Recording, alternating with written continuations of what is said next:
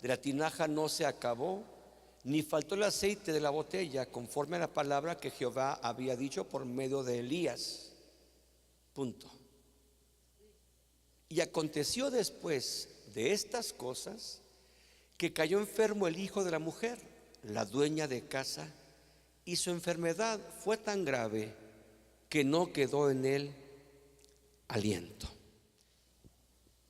Hemos escuchado acerca de la mujer que estaba en la pobreza, en la inopia, decimos los mexicanos,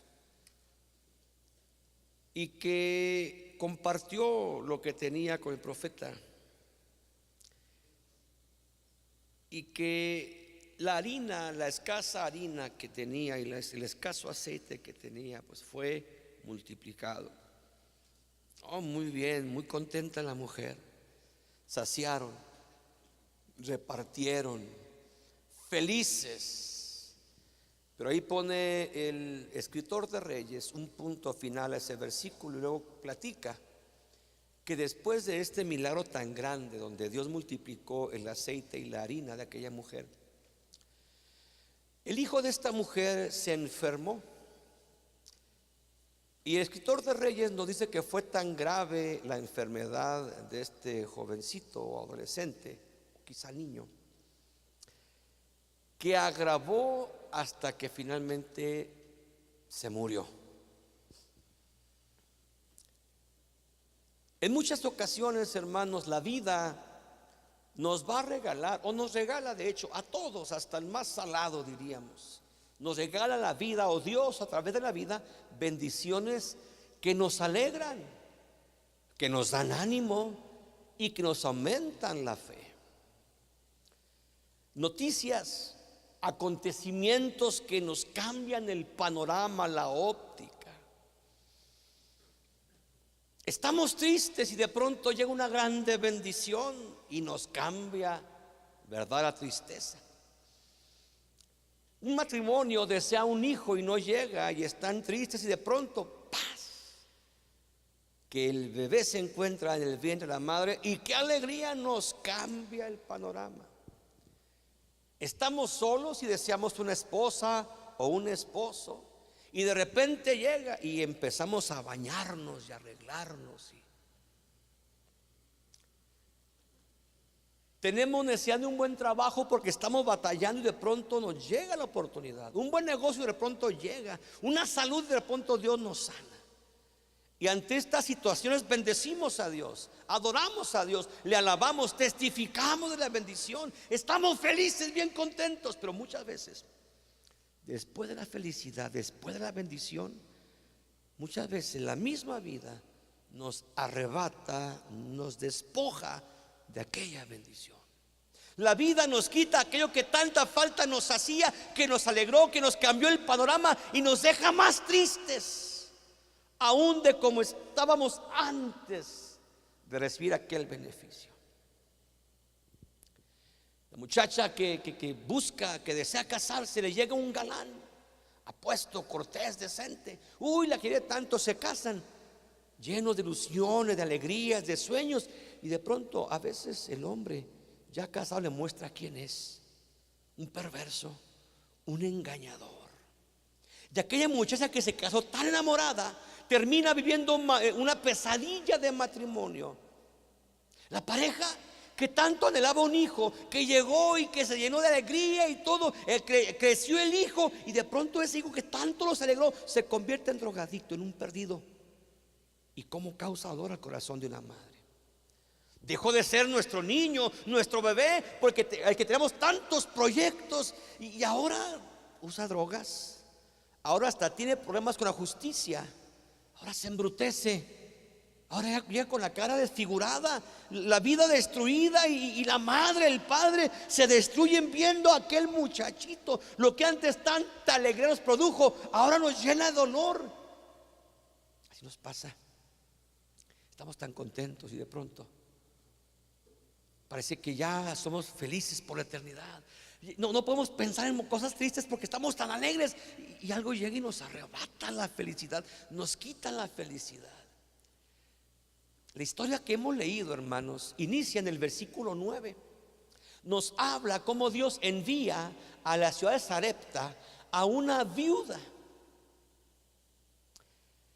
Esta ciudad, Sarepta, en hebreo es Sareptad, y el significado para esta palabra significaría más o menos así, o querría decir, vale la redundancia, taller de refinación, taller de perfeccionamiento.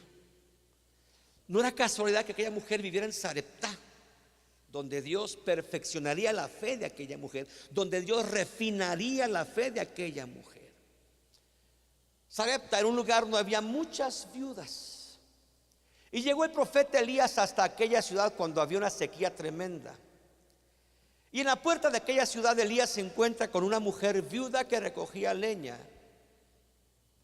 Elías le pide agua, la mujer le da, y Elías le pide pan, y la mujer le dice: mira, vive Jehová tu Dios, que no tengo pan cocido, solamente tengo un puñado de harina en la tinaja y poquito aceite en la botella. Estoy recogiendo poquita leña para preparar, hacer un pan, comerla mi hijo y yo, y luego la verdad, vamos a morirnos. No hay trabajo, no hay provisión, no hay dinero, hay escasez, hay sequía. Entonces esta última torta que hagamos la comemos, y cuando acaben las calorías en el cuerpo vamos a morir por inanición, por hambre. Elías, siendo un profeta de Dios, le dice: no te examines, no te preocupes. Dios ha dicho que la harina y el aceite no va a faltarte hasta que vuelva a llover y se reinicie el ciclo de producción de alimentos. La mujer Sarepta era una mujer fenicia, no era una mujer judía, y para ella el nombre de Jehová quizá no significaba gran cosa porque no conocía al Dios de Israel. Ella únicamente sabía que ella y su hijo se iban a morir, y estaba resignada, estaba segura que se iba a morir. Ahora, las madres de familia son las verdaderas madres de familia. Ella como quiera pues se muere, pero su hijo, a ella debería poderle seguramente que su hijo muriera de hambre. Entonces Elías dice: no te preocupes, dame de comer y Dios va a encargarse que no te falte lo que necesites. Y la mujer le creyó al profeta y al Dios del profeta, porque el profeta dijo: vive Jehová, en el nombre de Jehová. Entonces dijo: creo en ti y en tu Dios. De todos modos aquella mujer se iba a morir. Daba lo mismo unas cuantas calorías de una torta que le produjera a morirse un poquito antes. Y esta mujer le coce la torta a Elías, y efectivamente conforme la mujer coció aquello, vio que el aceite no se acababa, y sacó tinajas y no se acababa, e hizo tortas con la harina, y la harina se reproducía milagrosamente, lo mismo que el aceite. Ahora, muy contenta aquella mujer, se sorprendió por tanto aceite, por tanta harina. Había abundancia, había prosperidad, gloria a Dios. Pero de pronto el muchachito de ella, el que no se murió por el hambre, se enfermó. Y tan fuerte fue su enfermedad, poco a poco fue decayendo su salud. La enfermedad fue tan grave que dice el escritor que no quedó aliento en su vida. Esto significa que se murió. Y lo más tremendo de todo es que aquella mujer era viuda. ¿Qué sería de ella en la vejez? ¿Quién la sostendría? Espérese, no voy tan lejos, más cerquita. Él era el consuelo de aquella mujer, la compañía de aquella mujer, el amor de aquella mujer. Su esposo había muerto, mas le dejó a su niño como un recuerdo. Pero ahora ese niño se le moría. Entonces Jehová le había salvado al hijo. ¿Pero acaso Dios era tan cruel, tan malo, que lo salvó para luego quitárselo? Así pensaríamos muchos. ¿Acaso Dios le alentó falsas esperanzas? ¿Acaso Dios es sádico? ¿Acaso Dios es cruel, que primero nos da y luego nos quita, burlándose de nosotros? Aquella mujer pudo haber pensado, de haber sabido: no recibo a Elías, ni lo mantengo. Total, mejor me hubiera muerto yo junto con mi hijo, y así no sufriría ver el cadáver de ese que tanto amo. La mujer acude ante Elías de nuevo y le reclama: ¿qué tengo que ver contigo, hombre de Dios? Bueno, al menos reconoce que es un hombre de Dios, ¿verdad? ¿Qué tengo que ver contigo, hombre de Dios? ¿Has venido acaso para recordarme mis iniquidades? Quizá ya, me imagino yo, es teología mía. De repente se me ocurre hacer teología y un poquito disparatada. Quizá la mujer, después de que recibió la bendición, adoraba a Baal porque era el dios fenicio. Quizá la mujer siguió adorando a Baal, quizá, y pensó que aquello fue una iniquidad. Quizá, no sabemos. Pero sí le dijo: ¿has venido acaso para recordar mis iniquidades? Y hermanos queridos, es la forma natural como actuamos los humanos y aún los hijos de Dios. Conocemos a Dios, vemos sus bendiciones, pero muchas veces dejamos que nuestra teología, nuestro evangelio sea determinado por las circunstancias. Si me va bien, me amas, Dios. Si me prosperas, me amas, Dios. Pero si no me bendices, me has abandonado. Si no haces lo que yo digo, Señor, es que no me amas. Así pensamos muchas veces. ¿Para qué me sanaste de pulmonía, Dios, si me iba a dar cáncer? ¿Para qué me diste un hijo, Dios, si se me hizo drogadicto? ¿Para qué, Señor? Pero entendamos esto: Dios promete fidelidad, pero muchas veces creemos más a las circunstancias que a Dios. Creemos a lo que vemos y no hemos entendido que los hijos de Dios no andamos por vistas, sino andamos por fe. Pero le creemos a las circunstancias, le creemos al diablo, le creemos a las cosas que están rodeando nuestras vidas. Y aunque Dios ha prometido en su palabra que no veremos justo desamparado, ni su simiente que mendigue pan, de pronto llega la escasez y pensamos y aseguramos: Dios se olvidó de mí. Por más que le pido, Él no me atiende. Dios miente al decir: clama a mí y yo te responderé. Le he clamado muchas veces y Él no ha respondido. ¿Y quién te dice que Dios no ha respondido? No ha respondido como tú quieres que responda, pero Él atiende inmediatamente. El salmista dijo: el día que clamé, ese momento, el día que clamé, me respondiste. Dios está atento a la necesidad de los que le aman, pero muchas veces le creemos al entorno, le creemos a lo que vemos más que aquel que es fiel y que es verdadero. Aquella mujer quedó destruida, confundida, y muchos nos encontramos así. Decimos: ¿cómo dices que me amas, Dios, si estoy afligido? ¿Cómo dices que estarás conmigo todos los días si no te siento, si no te veo? No tiene sentido, Dios. Aquella mujer renegó del profeta y por implicación renegó también del Dios del profeta. Lista para apartarse. Creyó al milagro de la harina y el aceite, pero ahora no podía creer en Jehová porque su hijo se había muerto. Me voy de tus caminos, Dios. Por más que te ruego por un esposo, no llega. Voy a buscar un hijo de Belial para que me haga infeliz. Tú por tu lado, Dios, y yo por el mío. Muchos no van a la iglesia ya, no buscan a Dios porque su fe se ha muerto. Se apartan de Dios porque Dios no respondió como ellos querían. No les contestó como ellos querían, cuando ellos querían, y se sintieron abandonados de Dios. Renegaron de Él y se largaron. Así estaba aquella mujer. Y ante el reproche, Elías tomó al niño. Qué bonito que la mujer, al menos en su error, acudió con un hombre de Dios. Qué interesante, qué importante es rodearnos, tener a nuestro lado a hombres o mujeres de fe, a hombres o mujeres de Dios, no los que cobran por el milagro, no los charlatanes, los falsos profetas. No, hay hombres de Dios todavía, hay mujeres de Dios todavía, Hay gente que le cree a Dios. Hay gente que está dispuesta a tomar nuestras cargas.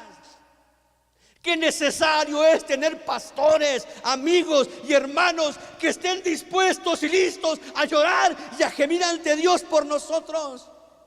Qué bonito es llorar con los que lloran. Elías, lejos de enojarse y últimamente, lejos de mandarla con los que oraban, él mismo tomó al niño, tomó la carga. Y la Biblia cuenta que lo llevó a la recámara del profeta, porque él vivía ahí ahora, y lo acostó en su cama. En esa cama Elías derramó muchas lágrimas. En esa cama Elías oraba. En esa cama Elías tenía comunión con Dios. Yo le insisto, ¿para qué te sirve a ti asistir a una iglesia donde hay miles si no tienes pastor? ¿Para qué te sirve a ti presumir que eres miembro de la iglesia más grande del Paso si tu pastor ni te conoce? Si te mueres, si te apartas, ni va a darse cuenta. ¿Para qué te sirve ir a una iglesia donde el pastor no carga las cargas tuyas, que no gime por ti, que no se preocupa cuando no te ve? Ahí Elías comulgaba con Dios a diario, y ahí lo llevó el cadáver, y ahí le clamó, le lloró. Oh Jehová, Dios mío. Aquella mujer perdió su fe, pero está bajo un hombre de fe. Le insisto, qué importante es que se junte con gente de fe. Qué importante en el problema buscar a gente de fe, no gente del chisme, no gente que te traicione cuando le comentas algo íntimo. No, gente de fe, gente que ora a Dios, que son buenos padres, que son buenas madres. Con esa gente peguémonosle. Cuando falle nuestra fe, lo peor que podemos hacer cuando nuestra fe decae es juntarnos con gente pusilánime, con gente que anda igual que yo. ¿En qué te va a ayudar? ¿Para qué te va a servir? Le vas a contar tus problemas y él el de él, los de él, y al rato los dos están deprimidos, sufriendo, llorando, cantando canciones de José Alfredo Jiménez. Pobre de mí. No. Aquella mujer se le pegó un hombre de fe que conocía al Dios de Israel. Oh Señor mío, has traído calamidad a la mujer. Mira Dios, la mujer que me alimentó, la mujer que me abrió su puerta. Mira Dios, estoy en deuda moral con ella. La mujer sustentó a Elías, acuérdese. La mujer dio lo que tenía, lo último que tenía. La mujer invirtió en el reino de los cielos. La mujer ahorró en el reino de los cielos. Medítalo. Aquella mujer fue con el profeta. Y aquella mujer, aunque le reprochó inconscientemente, sabía que aquel hombre era un hombre de Dios y que Dios lo usó para multiplicar harina y aceite.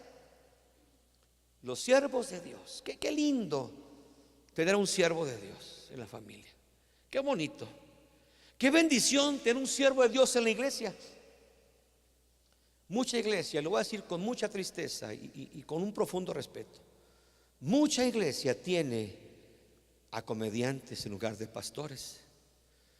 Mucha iglesia tiene a entretenedores en lugar de pastores.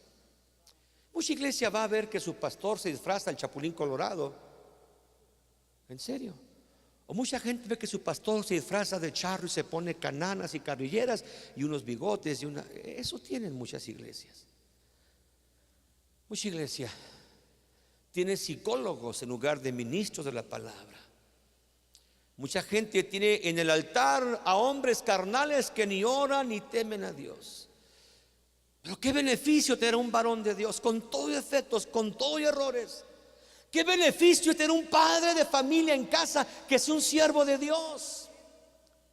Qué beneficio que en casa papá sea un hombre de esos que se hablan de tú por el Señor. Qué beneficio tener en casa a una madre de esas que hacen callo en sus rodillas gimiendo por los hijos hasta que sean salvos. Yo tuve una de esas, tengo una de esas, gracias a Dios. Ahí estaba Elías tomando la carga de aquella mujer, intercediendo hacia Dios. Oh Jehová, Dios mío, resucítalo. La Biblia dice que murió, y entendemos que el que tiene el poder de dar vida y muerte se llama Dios. Entonces Dios, que se lo llevó, únicamente Él podía devolverlo. Dios determinó llevárselo. Del clamor de Elías cambió la decisión divina. Dios lo escuchó. Tuve un amigo muy querido. Este amigo practicaba el satanismo.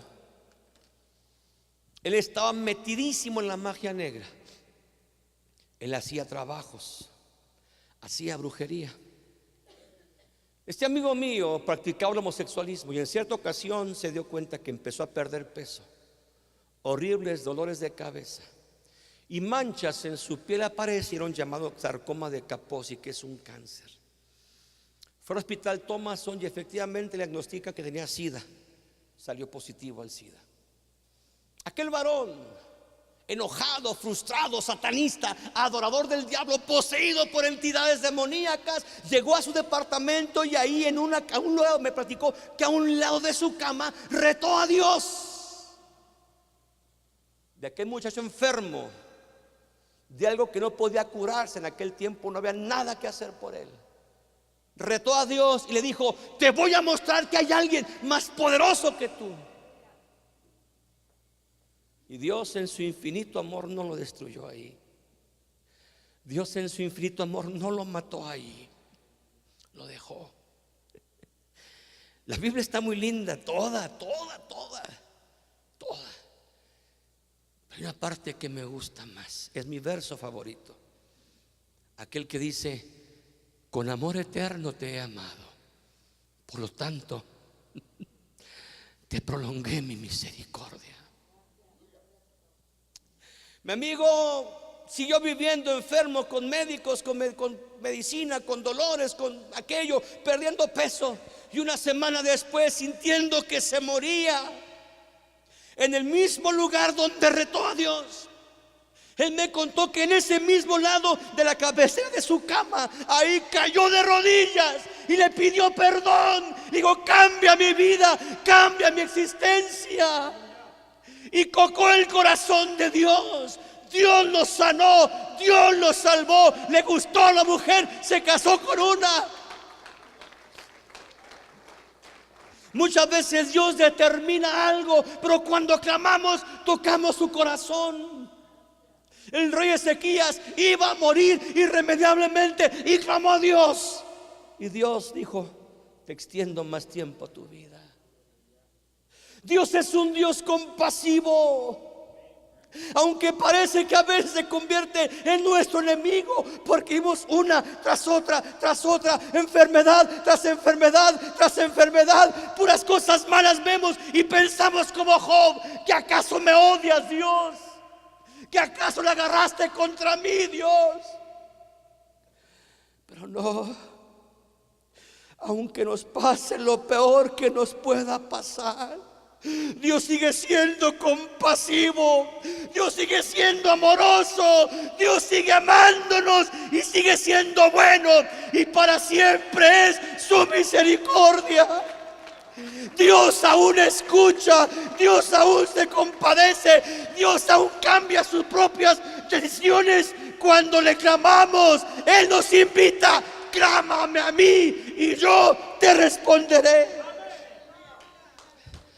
Dios sigue siendo clemente, misericordioso. Aún podemos venir delante de Él, hasta su trono, alcanzar oportuno socorro.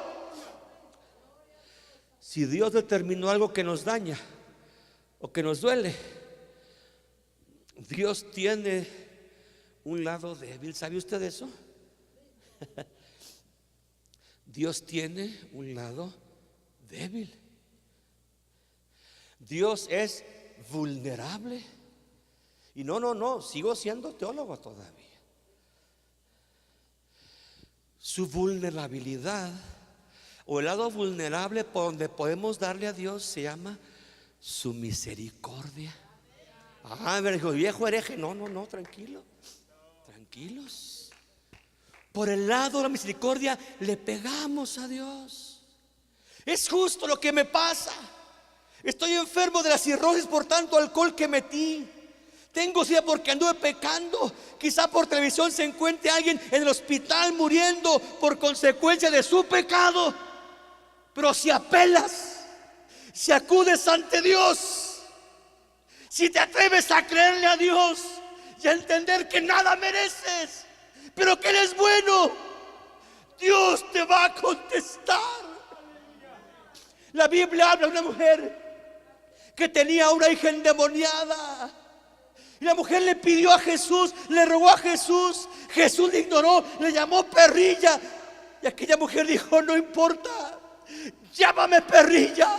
No quiero el pan de los hijos, quiero simples migajas, que con eso me conformo. Y Jesús no le dio migajas, le dio el pan de los hijos. Dijo: oh, mujer, grande es tu fe. Sé que Dios es misericordioso, sé que se complace en bendecir, sé que su misericordia es más alta que los cielos. Elías le clamó y la Biblia cuenta que la vida volvió al niño. Dios resucitó a aquel muchachito. Dios aún sigue resucitando lo muerto. Y no es alegoría, hermanos. Yo he visto muertos resucitar. No me lo han contado. Es tan fantástico que muchos pensarán: pues allá usted, incrédulo. Pero si mi Dios dice que resucitó a la hija de Jairo, a Lázaro, al hijo de Sarepta, pero Dios, el que resucitó muertos hace 7,000, 5,000 años, es el mismo ayer y hoy y por siempre. Aún tiene el poder de levantar lo que no sirve, de reconstruir lo quebrantado, el matrimonio destruido. Dios lo puede componer, el hijo perdido Dios lo puede rescatar. Pero hay que venir delante de Él quebrantados y creyendo que Él lo puede hacer. Elías, al parecer, deducimos que estaba en un segundo piso, un aposento alto, y la mujer se quedó abajo. Elías subió al niño al cuarto de arriba, allá arriba, a la presencia de Dios, hermanos. Muchas veces cuando tenemos un problema, en lugar de buscar a Dios, buscamos la depresión. De veras, de veras. El asunto es cuando venga la dificultad a tragarnos, a devorarnos, lo peor que puede hacer es meterte abajo, deprimirte, hablar siempre de enfermedades. Ya cambia tu vocabulario. En el nombre de Jesús, cambia tu vocabulario. Diga: el débil fuerte soy. Deja de hablar del síntoma. Deja de hablar de los médicos mentirosos, los médicos que nomás enriquecen tu enfermedad. Deja de hablar de los chantajistas mentirosos. Deja de hablar de depresiones, tristezas, soledades. Di: todo lo puedo en Cristo, porque Él me fortalece. Él es mi luz y mi salvación. ¿De quién temeré? Cambia tu lenguaje. En el nombre de Jesús, cambia tu lenguaje. Aunque te duela, confiesa sanidad. Aunque te duela, no le den la gloria al diablo y a la miseria. Aunque te duela, di que Dios es tu pastor, Jehová es tu pastor y nada te faltará. Aunque andes pobre, aunque andes sin, di: ciertamente el bien y la misericordia me seguirán todos los días de mi vida. Cambia tu lenguaje, sube. Elías subió. Cambia tu lenguaje, mujer. Cambia tu queja. Mi esposo no habla conmigo. Pues ¿cómo? Si puras tristezas, puras derrotas, puras miserias. A nadie le gusta hablar de eso siempre. Cambia tu lenguaje. Ciertamente tu cuerpo está enfermo. Ciertamente te rodean muchas cosas tristes. Ciertamente no hay respuesta. Ciertamente el médico nomás te engaña. Ciertamente el médico nomás está diciendo para que no te mueras. Ciertamente todo. Pero cambia tu lenguaje y sube a la presencia del Altísimo, a la presencia del Eterno.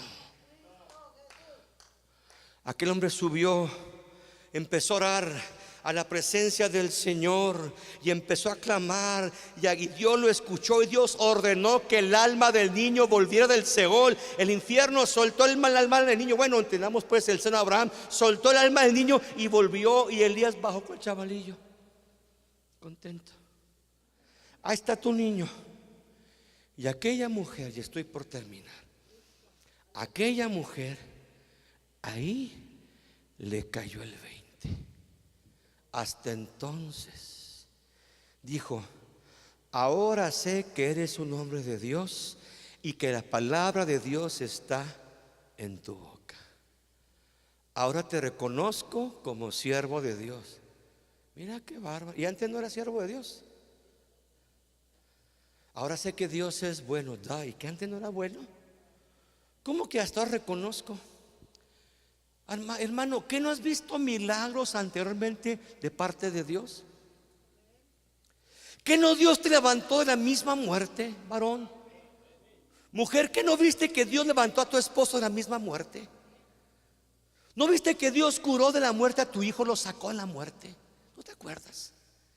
Que cuando no había un peso, Dios puso pan en tu mesa. Que cuando no había esperanza, Dios te bendijo.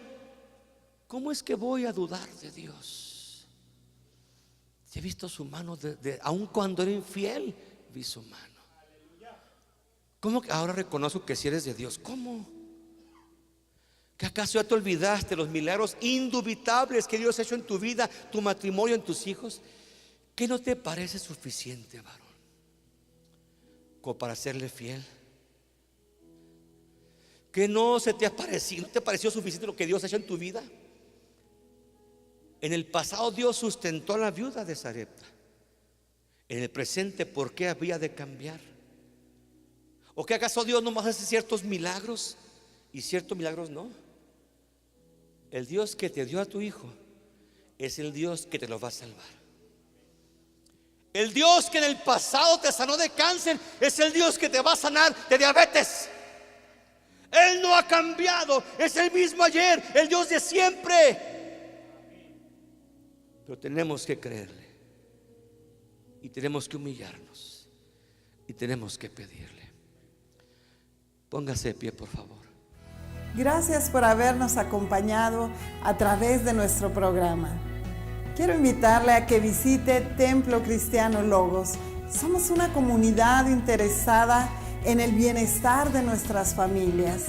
Constantemente tenemos retiros matrimoniales, seminarios para parejas, consejería matrimonial, en fin, estamos empeñados en equipar a los cónyuges con las herramientas que la palabra de Dios nos ofrece para tener una exitosa familia feliz. Tenemos una atención especial para nuestros jóvenes y contamos con un equipo pastoral juvenil que trabaja con dedicación preparándoles en la palabra de Dios, a la vez que celebran reuniones juveniles con otras congregaciones de nuestro concilio, además de realizar campamentos y excursiones que les permiten entender que la vida en Cristo para nada es aburrida. Nuestro departamento infantil es especialmente atendido por maestros con vocación que instruyen a los niños en el camino de Dios. Visítenos en el 11390 Montana o vaya a nuestro sitio web www.tclogos.com o nuestro perfil de Facebook en Facebook templocristianologos.com. Si desea mayores informes, llámenos al 915-227-2096. Gracias, que Dios le bendiga y le esperamos la próxima semana en una edición más de Logos.